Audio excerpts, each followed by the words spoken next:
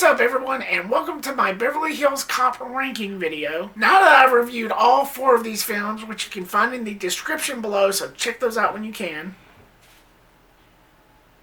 Have you checked them out yet? How about now?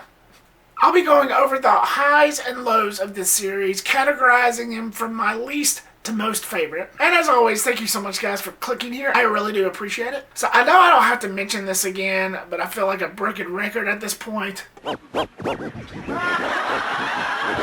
for those of you who are just stumbling across me, I've never really been a huge of a fan of these films. I never had mad love for them, but I do appreciate for what they were trying to do. There were a couple that I've enjoyed, but others I didn't. One in particular I despised, which brings me to my number 4 in Beverly Hills Cop III. The lowest of the low. This one marked the lowest point in the series, so much so that it just didn't feel like a BHC movie at all.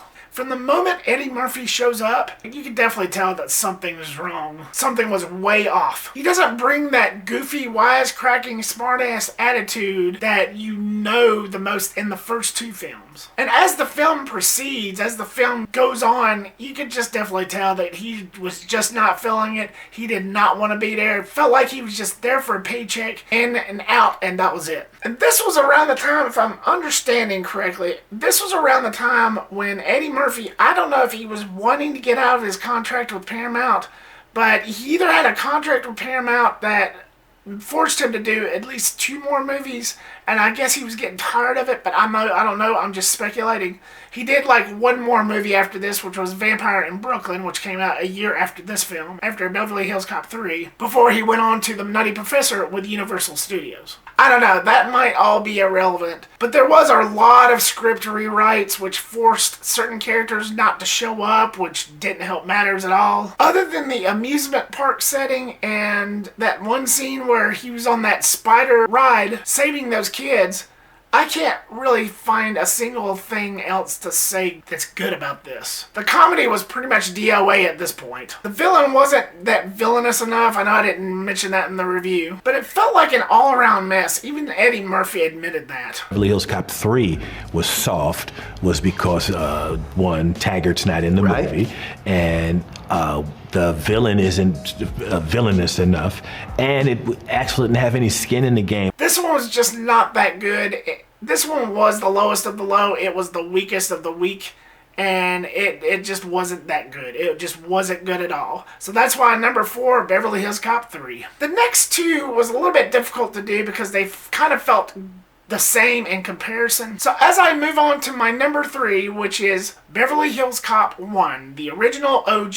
This one I can appreciate for what it is. It's pretty straightforward, especially with its story. The story was good. You have a best friend of Axel who gets killed just 2 feet away from him while he's unconscious, which sets him on a path to investigate, where he goes out looking for the culprits. I can get behind that. Murphy was great. As I said in my first film's review, this is the path that set Eddie Murphy to fame. And for that, I'm grateful for this film. Murphy was spot on. But what I didn't like about this particular entry was that it was advertised as a buddy cop action film, and I didn't really see that much traces of that. Now again, I understand what they were trying to do, but being labeled that, I just felt like was a little bit of a false advertisement, because you have this scenario to where he tries to get justice for his friend, and I understand that they were trying to focus on the comedy mostly because that's what they were trying to do. But to me, I just wanted a little bit more action, a little bit more team up.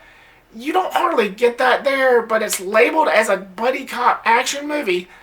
But while it's labeled that and you're watching it, I just never really felt that portion of it. I never felt like this movie was committed to that label. I mean, yes, the movie focused on the comedy, which is fine to a degree. Eddie Murphy was excellent. I liked the comedic tone to it. I just wanted more in terms of action and pacing and just the whole team up, which gets sprinkled in every now and then, but I just didn't feel like it was irrelevant enough. I just didn't feel like it existed enough for it to merit that label, and I don't know, maybe it's just my own little picky brain here, but to me, I just expect a little bit more. That's just on me, but I just wanted a little more in terms of just action and pacing and just the thrill of the ride. I just felt like that was just a little bit of a false advertisement, which was a little bit disappointing. So that's why number 3, Beverly Hills Cop 1. This is a part of the list where I had a little trouble trying to figure out where to put this one, where to fit this next one.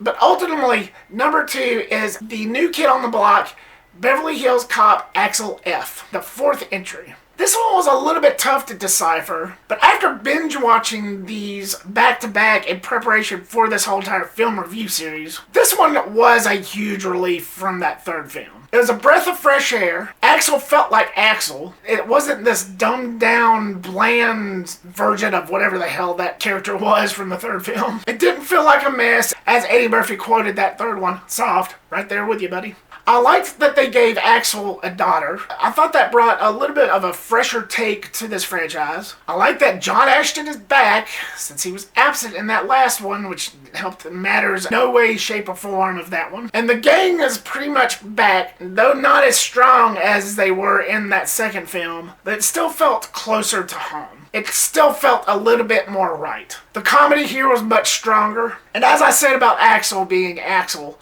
Eddie Murphy, the way he played this character in this new entry, he's a little bit more mature. Of course, there's going to be certain things that's different. He's not going to be as high-strung as he was in those first 3, but you could kind of let that go. But it still felt like he wanted to be there. It still felt like he just wasn't there for the hell of it. And the story was pretty fresh. Again, I liked how they gave Axel a daughter and just the fact that she gets threatened and his friend gets kidnapped. Again, going back to that fresher take, nobody got gunned down or fatally wounded or anything. That started feeling like a wash, rinse, repeat of those 3 films. Here, you just get a threat and somebody kidnapped. But the threatener is Axel's daughter, which is a good enough reason for him to get roped back in, especially 30 years later. But it's more about the thrill, if anything else. You got a great villain in Kevin Bacon. I thought he landed that role perfectly with just his sarcastic and cocky ways that he always plays villains. However, it felt more in tone as how the first one did. It did feel a little sluggish. It did feel a little bit of a slow burn here and there. It did feel a little drawn out. There was some action sequences here, I do admit, but it still felt a little bit similar to how that first film felt. But the fact that they evolved the Axel character by giving him a daughter really humanizes him, which is the reason why I could safely say why I put this in this spot. So that's why Beverly Hills Cop Axel F, number 2. Coming in at number 1, and if you hadn't figured it out by now, Beverly Hills Cop II. Despite my somewhat mixed feelings, I do admit that I had a bunch of mixed feelings of this. I did enjoy this one the most. I got the most enjoyment from this. I got the most excitement from this one. Yeah, I said the story wasn't as strong as the first film, but I still thought it was very riveting. You get the captain and Ronnie Cox who gets gunned down and hospitalized, which forces Axel to come back to Beverly Hills and team up with Billy and John to take down this criminal organization, and that should say it all right there. The team up, which was a thing that was heavily missing from the first film, and like I said, it was just one of those disappointing factors that the first film was just missing. The comedic tone between those 3 was just priceless. Murphy was at his best. The action was top-notch. That's definitely another element I wish all 4 of them actually had. But I thought that was the strongest here, and there's no denying that at all. It felt like a genuine 80s, not so much as a cheeseball, but like close, out of a slew of other 80s action movies that was coming around that time. That felt a little bit closer to that than any of the other films, especially that first film. A lot of great suspenseful moments. This one is a better example of how I wish all the rest of them was like. They really should have just followed this one. Granted, it was just only the 2nd film, but I really wish they would have just followed the example of the 2nd one, of this entry. It was great, so that's why number 1, Beverly Hills Cop 2. Well, that's a wrap, guys. What was your thoughts on these films? What is your list? Do you have one? What is your least to most favorite? Or are you a fan of this series at all? Leave your comment down below and give me your list and thoughts. Thank you so much, guys, for watching this. I really do appreciate it. Like, subscribe, comment, and share. Make sure to click that bell icon so you don't miss a thing, and I will see you on the next one. Peace.